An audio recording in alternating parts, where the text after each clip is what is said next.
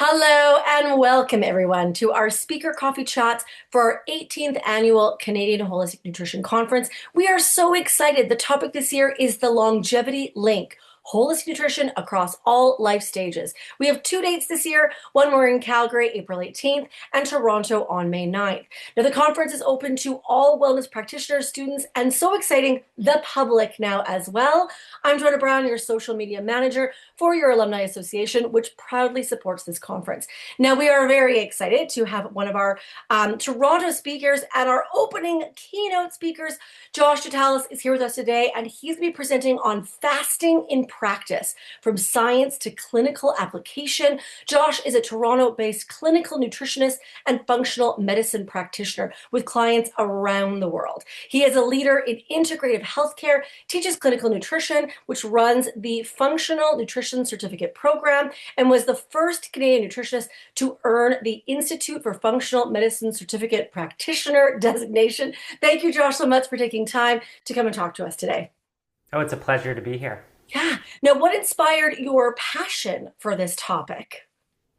Well, I've been teaching now and practicing for almost 20 years, which is actually crazy to think about. I think I attended the first Canadian Holistic Nutrition Conference way back in the day, which is quite fun.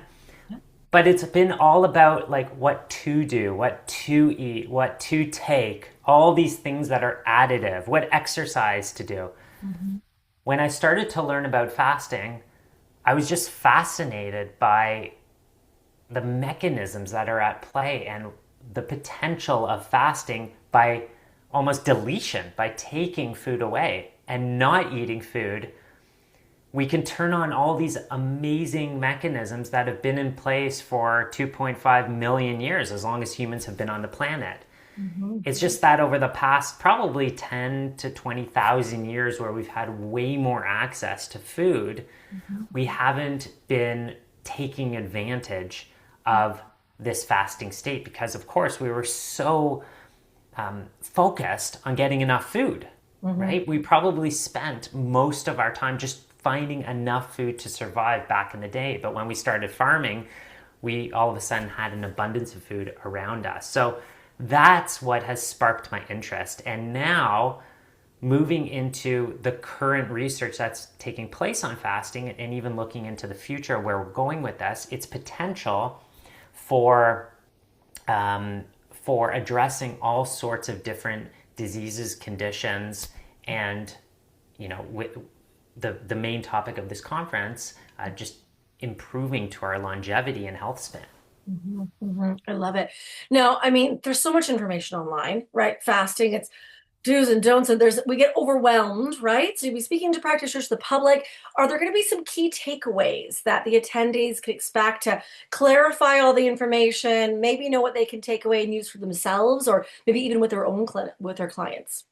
Absolutely. We're going to take a little bit of a journey. So we'll start with looking at a little bit of the history. Mm-hmm. We're going to discuss the mechanisms at play, which is so important to understand, because if we don't understand how the fed and fasting state work, we can't make informed decisions on various protocols related to fasting and all the different protocols that are out there.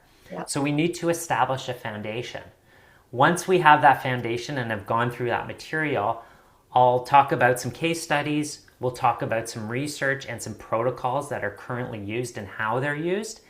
And I hope to leave the attendee with skills and knowledge to be able to make the decisions themselves and to really use it as a tool rather than a prescription. Oh, this book said this. Oh, I saw this in a podcast. I have to do it this way. Yeah. I think most of the attendees know at this point that there's no one size fits all. We're all N of one. And whether it's diet, exercise, supplements, we have to personalize the protocol. Not one thing works for everyone. When we do that, it can become an extremely powerful tool. We just want to establish some starting points, and that's really what I dive into in my lecture. And we even will be talking about sort of a graduated way to go from the least intimidating and the easiest way to apply fasting to your life to more extreme, if you want to use that word, or more intense forms of fasting that are harder to follow, that people don't comply with as much, but can have some profound effects. Very cool. I mean, the conference Yeah. is all about longevity. So, what does longevity mean to you? How does it tie into fasting? Give us a little idea from your perspective. Well, I like to live in the now. Okay. I'm sure you do too, you know? Hmm. So Yep. it's good to have a long-term outlook Yep. when we think about longevity, but Mhm. I am most interested in um, health span rather than lifespan.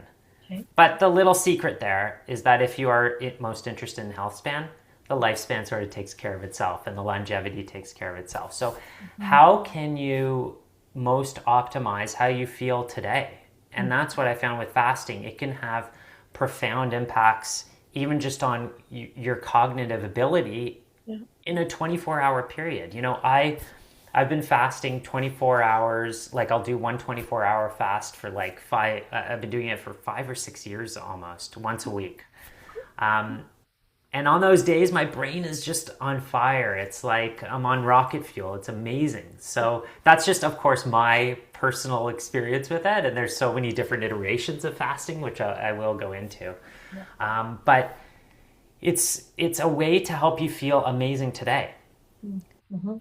And the cool thing about fasting, as I just illustrated, is you know in contrast with certain diets and even supplement protocols and nutrients, Mhm. is it can take a long time for it to start working. There could be a lag time. If you have a vitamin D deficiency, it could take 3 months to get that back up to sufficient levels where it shows in your blood. Mhm.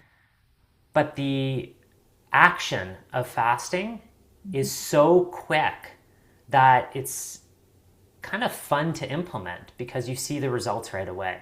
Yeah. And that's what I love about talking about fasting. Yeah. So cool. So cool. We have a fun question for you.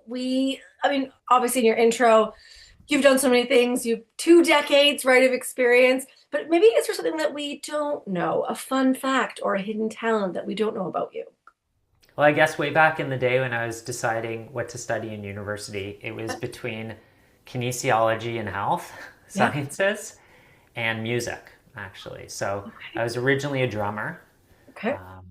So I still play drums and I've recently taken up guitar. So music is kind of a little side thing that I love to do, and it keeps the brain sharp Hmm. and it also keeps the brain busy when you're fasting. So it's a good thing to distract you. Very cool. Well, thank you so much for sharing.